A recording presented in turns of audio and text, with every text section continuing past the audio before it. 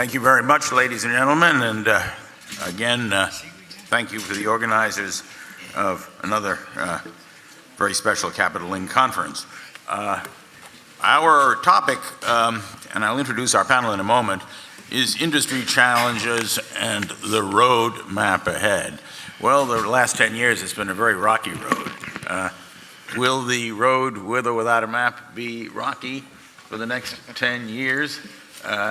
You know, we don't want to say. We don't know. But one thing I think is very clear is that the big challenge is change itself. And it's coming fast, ready or not. We have on our panel from the far left, Captain Scott J. Kelly, the Office Chief of the Operating and Environmental Standards Division of the U.S. Coast Guard at Coast Guard Headquarters. To his right is Jan Hagen Andersen, Business Development Director of one of the major class societies, if not the biggest of them all. I sometimes have trouble remembering which one is bigger or biggest. It's a little bit like ship registries. That's DNV-GL. Jan is based in Katy, Texas, which is a part of the greater Houston-Harris County area. To his right is Kathy Metcalf, Kathy J. Metcalf, who many of you know is an expert on absolutely everything to do with the regulation of shipping. She is the guru to end all gurus, which I hope that doesn't sound as bad as I think it is. It's scaring me now. President and CEO of the Chamber of Shipping of America. And finally, a man next to me who, like me, rejoices in two middle initials, Joseph E.M. Hughes. Joe is the chairman and CEO of what is known as the American Club. Don't let his Anglo-Welsh accent fool you. He's an American too. And he also is, like all maritime lawyers, an expert on everything. Joe was a barrister before he became an honest man and joined the insurance industry. The American Club is managed by the Ship Owners Claims Bureau and is based, it's the only P&I club based here in the United States. Thank you very much again for joining us, and thank you for being part of our audience. I'm going to start with Kathy. We've heard about the sulfur cap at 2020. Could you, in your own words, tell the jury, as I like to say, in other words, very briefly, where do we really stand on the sulfur cap right now? Well, thank you for having me on this panel. And I do not know everything about everything. I know a little bit about a lot of stuff, but that's good enough. Probably not enough to get rich off of. Sulfur cap. I was extremely educated at the last panel when we started talking about that, because that is the business side of shipping. I'm on the operational side of shipping, having sailed, come ashore, and I live with our member companies day to day trying to comply with what is now and what is going to be. So the only thing I would add to the discussion on the sulfur cap, there's a couple things that I would like to throw out for consideration that might just change some of those charts. One is the ongoing debate at IMO on the greenhouse gas affair. Part of the greenhouse gas affair is going to be ultimately a market-based measure, in my opinion, and that's either going to be an emissions trading system or a bunker levy. And I would suggest that we should consider, if it is a bunker levy, that may change the profile of good fuels versus, not good fuels, but more expensive versus less expensive. And the last point I would bring up from an operational standpoint is the compliance issue. IMO currently is debating right now so whether or not they want to impose a requirement that if you don't have a scrubber, you shouldn't have 0.5% greater sulfur fuel on board. So that may also change the enforcement game. I will say we are completely with what the gentleman from Maersk said. We are supporting robust enforcement. No cheating, because cheating is going to save people a whole lot of money. Thank you. That's pretty good in a 1-minute soundbite. I wish everybody in politics were as good as you at doing these things. Jan, you just heard Kathy You are another man who has the happy role of being a generalist within your area, which of course is engineering and naval architecture, and just about everything else that a classification society does. I would imagine that most of the people in this room have only a very vague, except for the people who work for the class societies, have a vague idea of what a classification society is. I find that when I have to talk to the media, and I see some members of the press here today, that one of the questions they ask is, what is a class society and what is its relationship to flag states? And I wonder if you, in view of the comments that were made by a previous speaker about the role of class and the role of flag states, rather, if you could say one or two words about DNVGL and its work with the flag states. Yes, thank you, Clay, and thanks for inviting the panel. So yeah, so as a class society, we help the shipping community to deal with the upcoming regulations, to give them advice and also manage the risk to deal with these things. And of course, from the perspective of the challenge of shipping, as Kathy also mentioned, that the environment and compliance and what to do and how to do it is definitely on the agenda. As class, of course, we have a role to play in the sense that we often serve as a recognized organization by the flag states. So basically, we look at the requirements, international regulations for ships and make sure that the owners and operators actually comply with this regulation. So we have a sort of a third-party independent role to make sure that the rules are followed and owners and operators are in compliance with this. Also on that sense, we also try to, I think the challenge that we are focused on today is also how can we leverage all the information and data that we have on ship and try to make this process as simple and as transparent as possible. So the role we are looking forward in the sort of near to medium term, long term, is basically how can we use digital tools, transform the industry, make the verification of the compliance of all aspects of shipping, environment and compliance more direct, using the data. And this is a process we are using in our own organization to, deliver our own core services more digital, with digital certificates that's easy to manage. The same with how ships are operated, electronic logbooks, for example, that make sure that vessels are, and it can be verified electronically and simple, that they are actually operating and complying with the regulation. This, I think, will definitely reduce the burden on the crew and all the reporting requirements, all the managing all the new technologies on board, and also on the ship and the shore-based organization, that there are so much things to have an oversight over, and the more we can automate this and make it more streamlined, the better it will be for the industry. Thank you, Jan. The burden on the crew, which I'm glad you brought up. One of the areas, and this is where we get to you, Scott, is I think everybody is trying to figure out where we go now on ballast water, the Ballast Water Convention. The convention just entered into force, didn't it? Finally. Yes. Finally, it happened. The gun has been fired. And the United States is not, no doubt, we are not going to, as a nation, ratify the Ballast Water Convention. Well, at this time, we haven't ratified the convention. It doesn't look that way, at least for the time being. For various reasons, many of them have nothing to do with ballast water. But my question to you is, and this is something that Kathy and I know you have been engaging ourselves with, there are disconnects between the U.S. regs, the actual convention itself, the IMO, what the IMO is going to do going forward, and one that I am confused about, and I'll admit it completely, is the role of states like California in all of this going forward.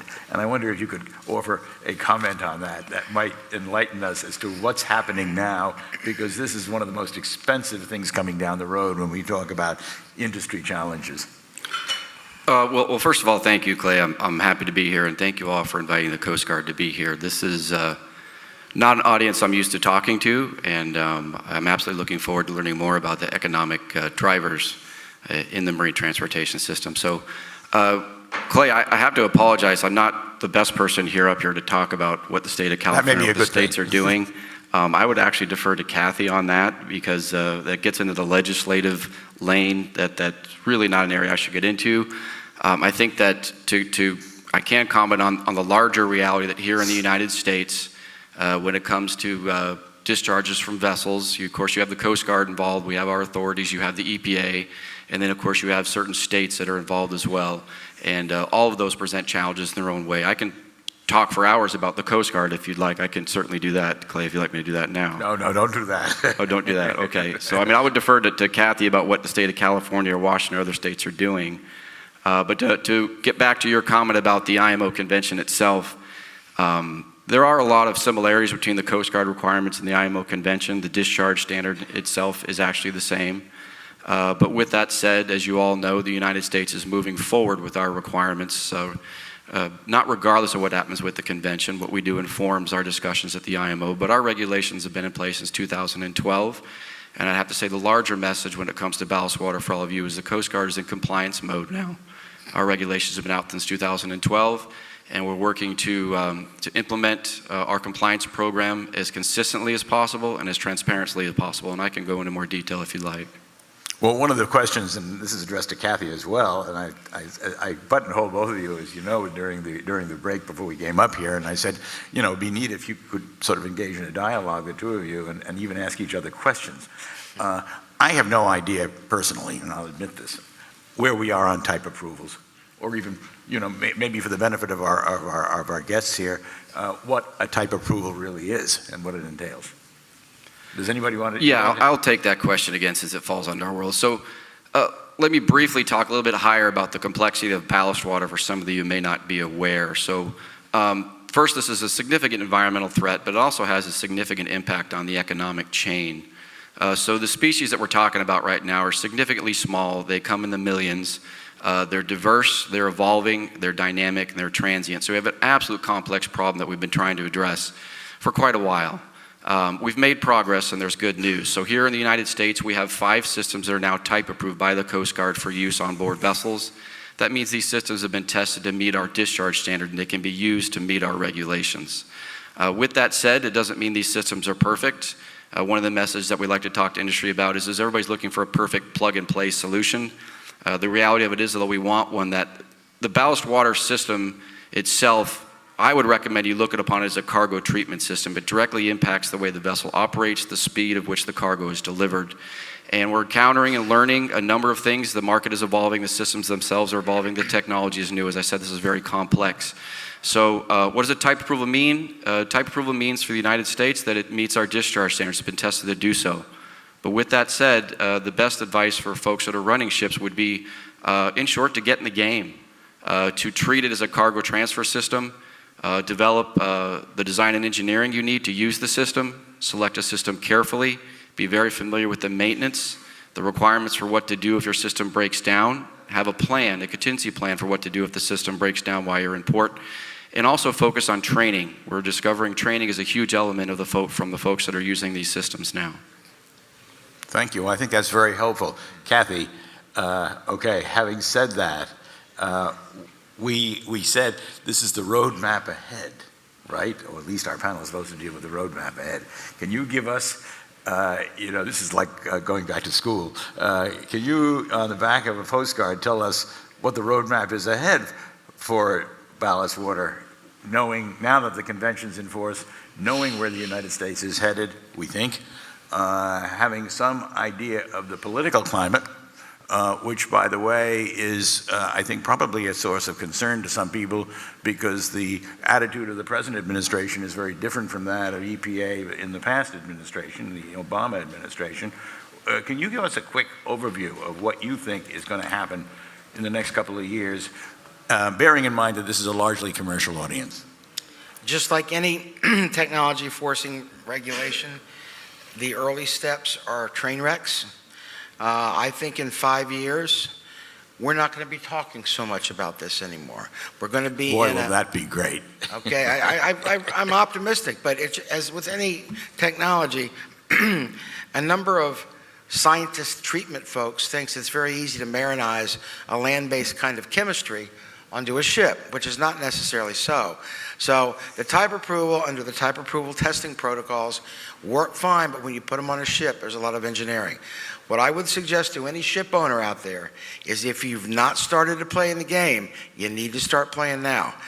If you're trading globally, you've got US regs and the IMO regs.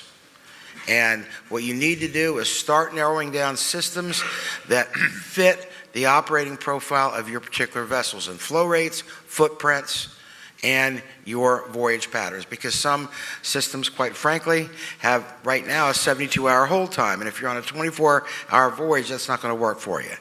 So and work with your class societies. The class societies, far and away, are incredibly proficient in talking about fitting a piece of hardware on a ship, and training, as Scott said, very important. The only other thing I'd throw out, there's some legislation attached to the Coast Guard authorization bill, which hopefully will get rid of the California and 18 other states' problems, and that is CVITA, the Vessel Incidental Discharge Act, Commercial Vessel Incidental Discharge Act.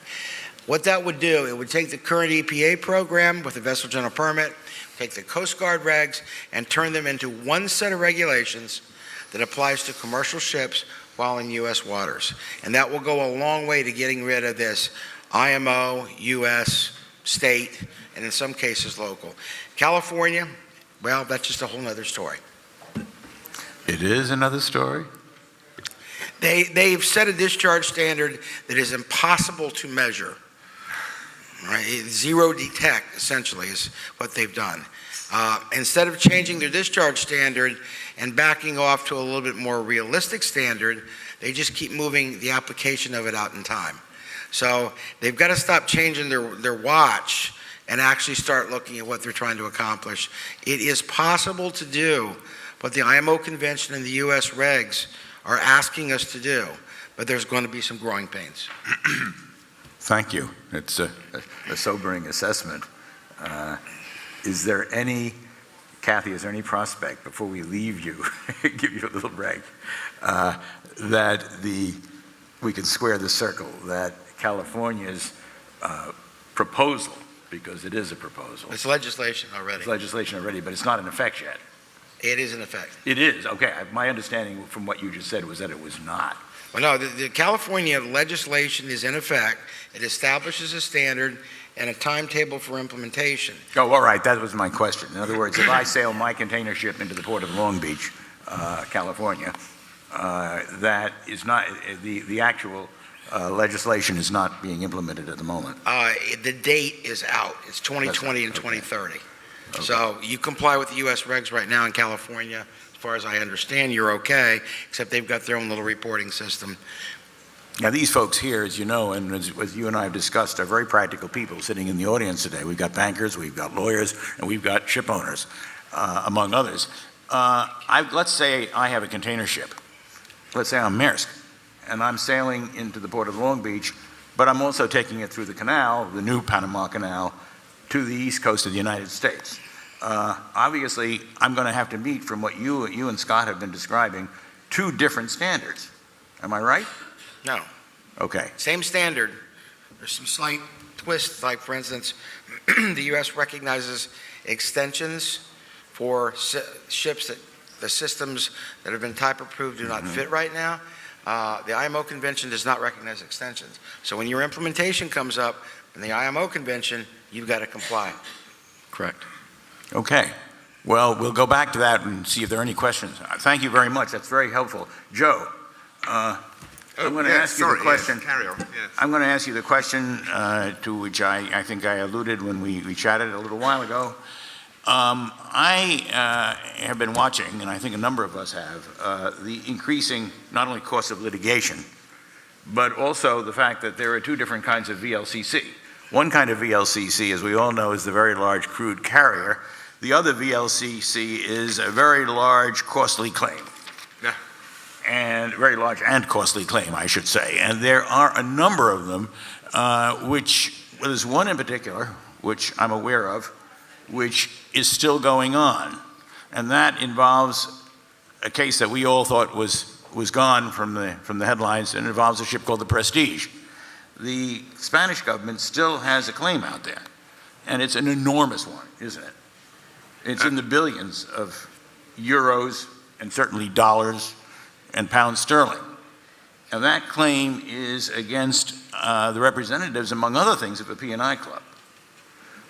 Many of us in the industry who recognize the central importance of marine insurance, and P&I cover certainly, want to know, going forward, can the industry sustain these, I don't like to characterize them, but I will, ridiculous claims, which they are, and some of them are absolutely ridiculous.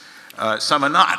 Some are very predictable. Deepwater Horizon in the Gulf of Mexico, for those of us who are lawyers, was very predictable in terms of the fact that it ran up to $60+ billion against BP, simply because those of us who have not been involved in litigation in the Gulf of Mexico know how expensive even small cases can be. Joe, my question to you is, looking at your crystal ball as an expert in the industry, and you are, where do you see us going? Can the industry, can the underwriters, can the international group of P&I clubs sustain, and the reinsurers, of course, sustain this kind of overhang, this threat of claims yet to come as well as claims that are already out there? Well, I think the short answer to that, actually, Clay, is yes. Thank you. Okay, but I'll elaborate, shall I? First of all, I want to say how flattered I am to be on such a distinguished panel. You should be. Well, I am, indeed. We insurance people are simple folk, you know, mere hemp and homespuns when we're asked to predict the road ahead and so on in regard to shipping at large. And, of course, we see the world really principally in insurance terms, although, as you have alluded to, Clay, the larger issues of operational accidents and so on do affect us in many ways. And of course, there have been some very high-profile large claims in recent years. The Prestige is something of an anomaly in the sense that that actually goes to the legal issue as to whether, in fact, the government of Spain can. And I'm not an expert on the detail of the claim, I hasten to add, but it really concerns whether the government of Spain is justified in seeking to supersede its obligations under the CLC, the Civil Liability Convention, the protocols thereto, to which it is a signatory, in order to establish a different right of claim against the owners, which of course far exceeds the level of compensation under the international regime. And that, I think, is being litigated at the moment. Whether I think that's litigation I'm referring to. Yeah, indeed. Yeah. I don't know whether it goes to the European Court of Justice or the International High Court of Justice or whatever. That's under litigation. But on the more general point that you raise as to whether, in fact, and I speak for the international group of P&I clubs, whether there is sustainability in terms of paying large claims, I'd say the short answer is yes, most assuredly. Leaving the Prestige to one side for the moment, the most notoriously large claim in recent years, which occurred at the beginning of 2012, and which I'm sure everybody is familiar with, was the Costa Concordia. And that was a claim on the international group as such for wreck removal, death, and various ancillary exposures of about $1.5 billion. And that was paid without a problem at all under the pooling system and under the recoverability of claims for the international group's general excessive loss reinsurance cover. Perhaps I can just explain a little bit here to those perhaps who aren't so familiar about how the group works. The international group of P&I clubs is a collective of 13 mutuals who together insure about 90 to 95% of all world shipping for their third-party liability risks, and that includes oil pollution, wreck removal, death and injury, illness of passengers and crew, dock damage, certain parts of the collision risk, wreck removal, and so on. All the major liabilities that a ship owner is likely to encounter in the course of operating his ships are covered by the clubs. And as I say, they have an extraordinarily broad span of clientele across the market as a whole. Most of them, that is to say 8 of them, of the 13, are based in the United Kingdom. There are 3 in Scandinavia, 2 in Norway, 1 in Sweden. There's 1 in Japan.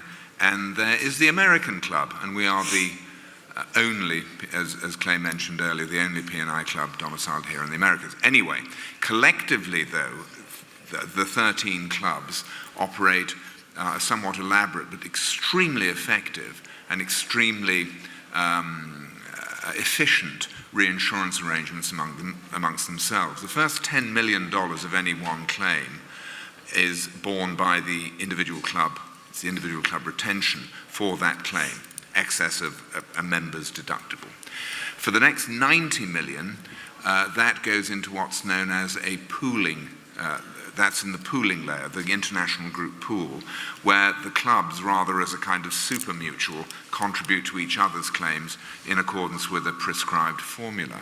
Beyond that, excess of 100 million, up to 1.1 billion for oil pollution claims, 3.1 billion for passenger and crew claims, and for all other claims under what's known as an overspill arrangement, up to about 9 billion. All that is covered by reinsurance arranged on the international markets on behalf of the international group as a whole.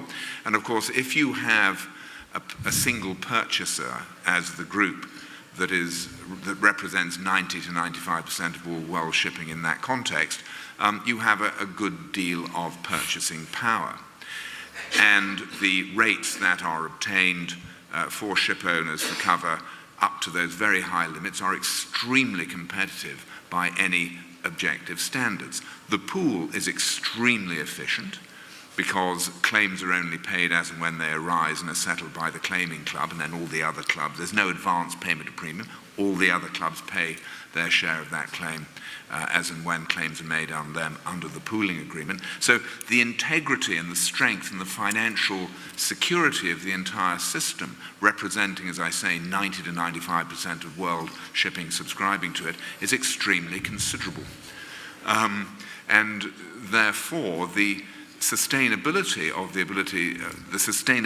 of cover for these very large claims will continue, in my view, to be significant. I can't see there's any major threat to it. If you take the Costa Concordia, which people were, reacting to with a degree of concern as and when the claim arose, and then subsequently when claims were being made upon reinsurers, in the event, it didn't really move the needle at all in terms of cost. There was something of a greater allocation of cost to passenger vessels, cruise ships in particular, as a result of that, because that sector of the industry had brought a disproportionately large level of claims by comparison with other areas of the shipping industry. But overall, it was easily sustainable. And in fact, the record of the international group on its reinsurances, excess of 100 million over the past 3 or 4 years, has been very favorable. And over the last 3 years, the international group has been able to obtain cumulatively $100 million saving for ship owners across the world on the cost of their reinsurance for the very largest claims. And I think, therefore, to distill all those observations, there is no real threat, I think, at all at the moment to any kind of suggestion that the group will be unable to pay any of those claims in the future. And indeed, there's so much capacity, quite honestly, on the other side of the coin, leaving aside the issue of claims, but there's so much capacity in the reinsurance markets at the moment that these relatively low rates, I think, simply by virtue of the mechanics of competition, are likely to remain the same for the future. Well, thank you. That's very reassuring. I'm glad to hear that. I've heard different stories. There's a lot of... Let's not panic. Maybe I'm feeling better now than I did yesterday when I heard another story. Oh, right. But thank you very much. Now, in the time that we have available, I'd like to look out over the audience. Are there any questions? And if you do have a question, please raise your hand, and could somebody please give you a microphone so you can be heard up here? Are there any questions? I can't see any questions at all on any of the things that we've talked about. Bear in mind that what we've discussed is only a very small part of the industry challenges that lie ahead. Joe, I'm going to come back to you for a second, if I may. You are chairman of... There's a question there. Did somebody raise their hand? You see, you got to be visible. Yeah, I'm skinny. Okay. That's why. Could you speak loudly into the microphone? Thank you. All right. First, thanks everybody. This is like a great panel and a rare opportunity. I actually have a question about something that Kathy touched upon in the beginning about people who are new in the game. If anybody on the panel can address your advisement for people who are young professionals and starting out in the industry of finance and shipping and trade, because it's very tough right now. All these regulations and red tape and everything, it looks really nearly impossible. And here we are, new grads breaking into the industry, and it looks really, whether we're doing apprenticeships with major corporations or starting out with new firms, it looks almost impossible. That's a really good question. Oh, and Kathy, for women in the industry also. Sorry? For women in the industry also. There's a little extra. Well, I'd love to hear what you have to say about that. Well, I'm really old. Right, so it's hard to relate, but I will try. Not as old as I am, but I'm not a woman, so. I know we're short for time. One of the topics we were going to discuss was, where do we get tomorrow's officers? Where do we get tomorrow's executives, business leaders in the shipping industry? And FastStream just did a survey, and I was kind of astonished. I always thought that when I got out of the academy, I'd sail for a while, and I'd just, come ashore and poof, that would be it perfectly. The best advice I can give to young people entering this industry is, don't make your plan too far out in time, because in my case, I was going to sail, get a master's license, which I didn't, and then I was going to sail forever, get a gold watch, and retire in Myrtle Beach. It didn't happen that way. And I came ashore, so I guess the first thing is, don't plan your life to the end. Second thing is, be flexible in what you're able to do. This industry, and having been in the first class of women to go through the academy, I honestly have to tell you, I have never encountered discrimination in this industry in any other way than what a young cadet on a ship would get from a senior officer. So whether it's right or wrong, we all know there's a big harassment discussion with the academy not too long ago, and I found it difficult. But so steel yourself a little bit. It is the marine industry. And if you do go on a ship or have an opportunity, even if you're on the shore-based side, to get on a ship and to sail for a while, it's absolutely invaluable, because everything we do now that we're ashore impacts that mariner in some way. And so the discussion about training, autonomous ships, I think now, I walked on a bridge of a new launch chemical carrier. I didn't even recognize it. You don't stand to watch anymore, you sit to watch. And there are 50 million screens around you. And I keep having to remind myself that a lot of these people that can manage all this data, they still make you put windows on the bridge. So let's not forget to look out. That's the advice I give to young people. Don't forget to look out. Are you speaking to the U.S. Navy, or are you speaking? No. That was an excellent question. There's a lot more that we can say on that. We don't have the time, but I agree with you, Kathy. I'm a real old codger in this business, but within the last 10 years, I've been on one Jones Act ship, and I learned a lot just watching that ship operate between Tacoma and Anchorage, Alaska, that I never knew before. After all these years, there's no substitute for actually getting on a ship, and I'm not talking about a cruise ship. I'm talking about a commercial vessel, as in whatever way you can. Beg, borrow, or steal, but get on the ship, watch the crew at work, watch the cadets at work, watch the training of cadets. Kathy is a graduate of Kings Point, the U.S. Merchant Marine Academy. Yes. Only They one of have five. what they call a summer sea year, where cadets train on board, which I had a chance to witness. That's a remarkable feature. Actually, it's 6 months of your second and third year. Yeah. So it's a full year. You have to get 365 days except for your license. But I don't want to say going to sea is the only way, because I've read the bios of a number of people here. Our business, our industry is driven by smart people that never sailed. I would just suggest, if you want to try and get your experience factor, get both sides of the equation. The business side is pretty easy to get as you're moving through the shore force. It's difficult to get the shipboard side. Thank you, Kathy. Thank you, everyone. I think we're out of time. To the great relief of Nick Bornozis, who I want to thank again, along with his staff who are here, all of you, for putting on this wonderful conference again. Thank you again. Let's give the panel a round of applause.